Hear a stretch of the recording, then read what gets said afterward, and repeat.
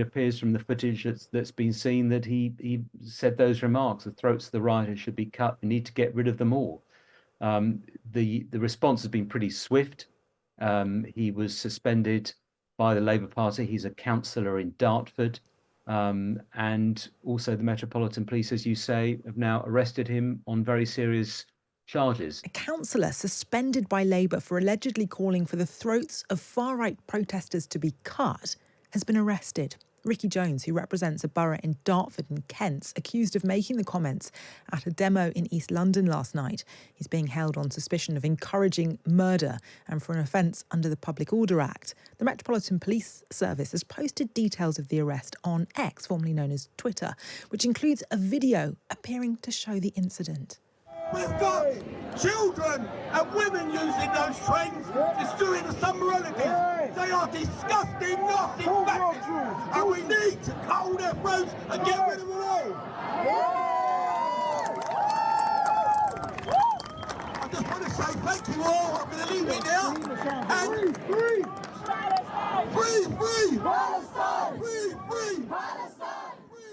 Crime, justice and policing commentator Danny Shaw joins us now and has been across all the latest. Evening to you, Danny.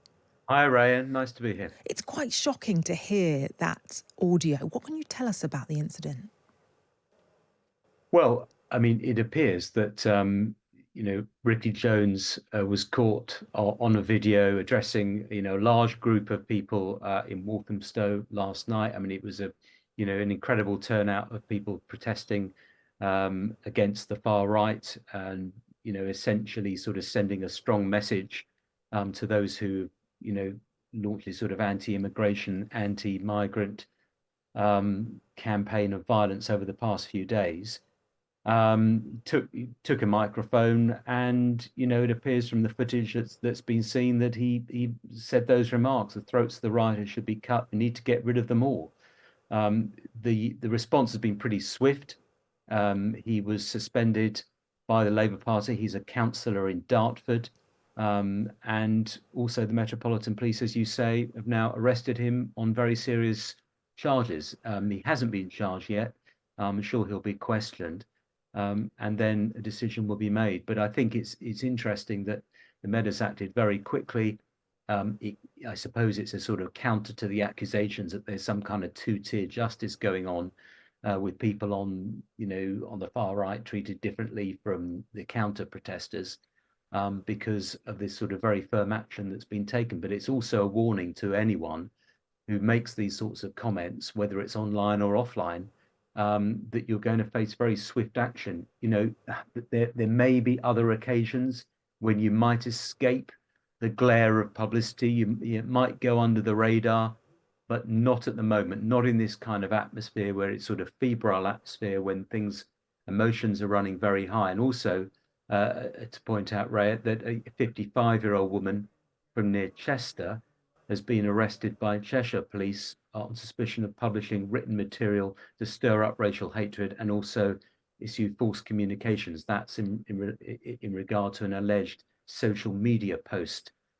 So again, something online there, which could result potentially in charges, although she's just under arrest at the moment.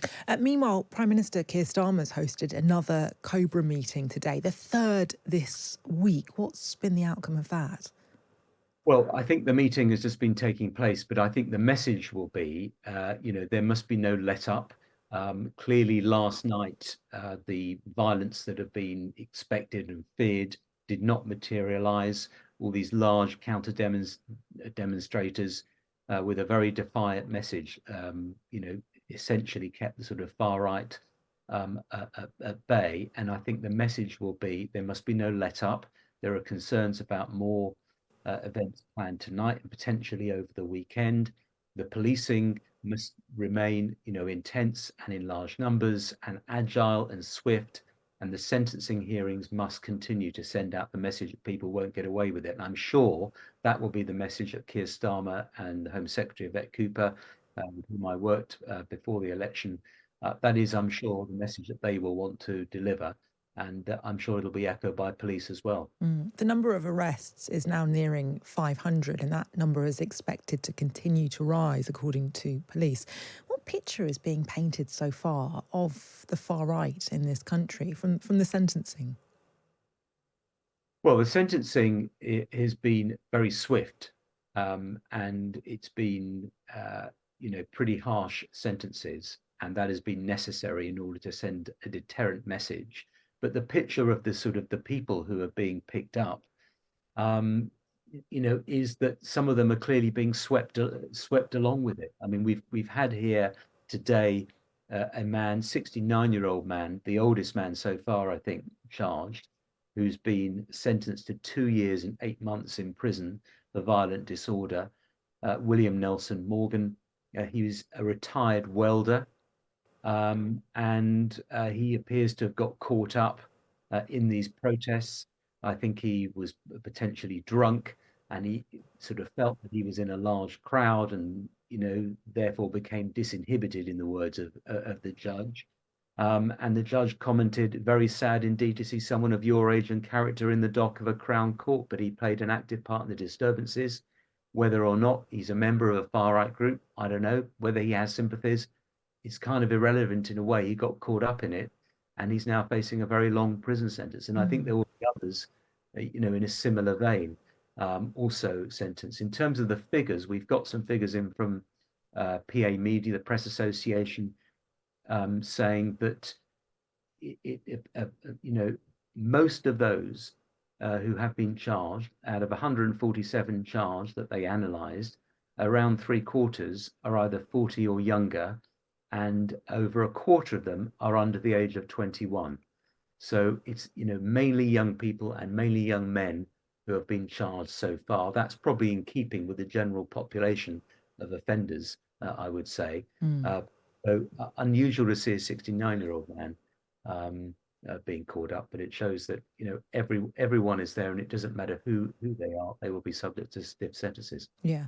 You mentioned allegations of two-tier policing, which is something that continues to be talked about.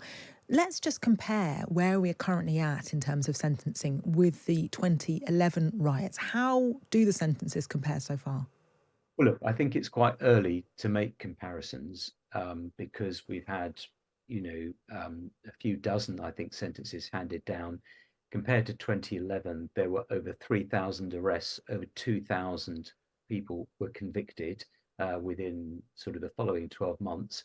In 2011, following those riots in towns and cities across England in August of that year, most of the sentences were more than double sentences that would have been handed out for similar offences.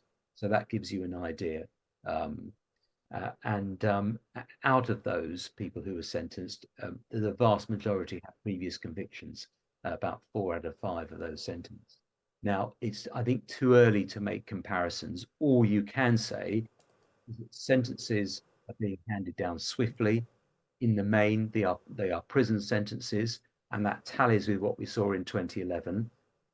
I wouldn't be surprised if the length of sentences is longer than it was then, because the average sentence length over that period, over the past decade and more, has actually increased. So it may well be that people will go to jail for longer. But as in 2011, the swiftness of the judicial system working and the severity of the sentences certainly helped deter future trouble. Danny, really good to have you on the programme. Danny Shaw, a crime, justice and policing commentator.